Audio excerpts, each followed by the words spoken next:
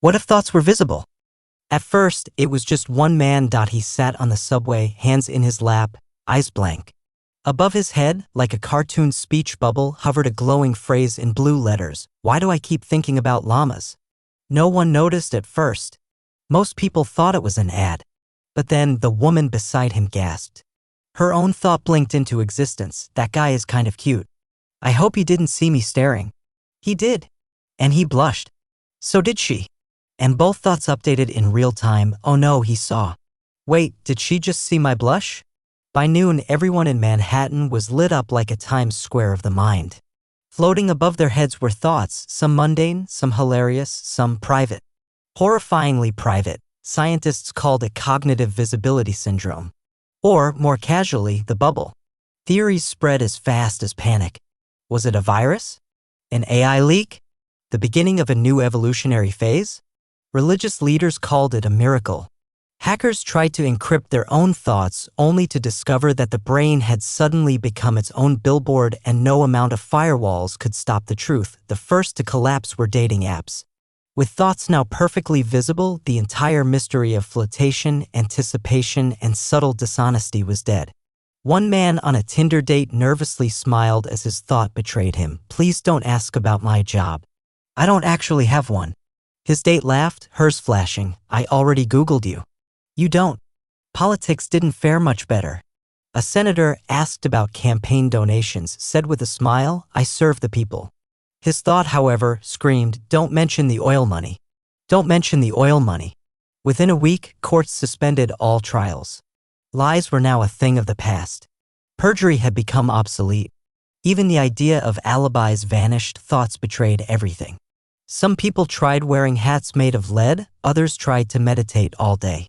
But the thoughts always got through. They hovered, waiting to be noticed. A constant, glowing stream of human vulnerability. Social media changed too. Real-time thought bubbles replaced comments. There were no curated photos, no filters, no carefully written captions, just the unfiltered, uncut consciousness of everyone, everywhere. And it was terrible. Beautiful sometimes. But mostly terrible. Some people flourished. Therapists became celebrities overnight. With everyone's trauma visible, empathy rose at first. A man whose thoughts constantly read, don't cry in public. Don't cry in public, found himself hugged by strangers. But weeks later, people stopped caring. When everyone was hurting, no one had time to heal. A strange new economy emerged. People began paying for mental camouflage, drugs, meditation regimens, neural noise apps that fuzzed the clarity of your thought cloud just enough to pass as normal. Job interviews turned brutal. I'm really passionate about spreadsheets, said one applicant while their thought screamed, God, I hate spreadsheets. I just need health insurance. Privacy as an idea became folklore, but then came the shift. A slow collective reckoning. People began to accept it. Slowly, awkwardly, they adapted. The first weddings under the new era had vows with visible thought streams. One bride stood trembling, her cloud reading, what if this isn't the right choice? Her groom's thought said, it's okay to be scared.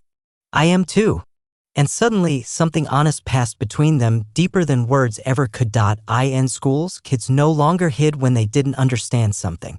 Their thoughts betrayed them, yes, but teachers adapted. Oh, said Mrs. Darden, pointing at a boy in the back. You're lost. Let's go over that again.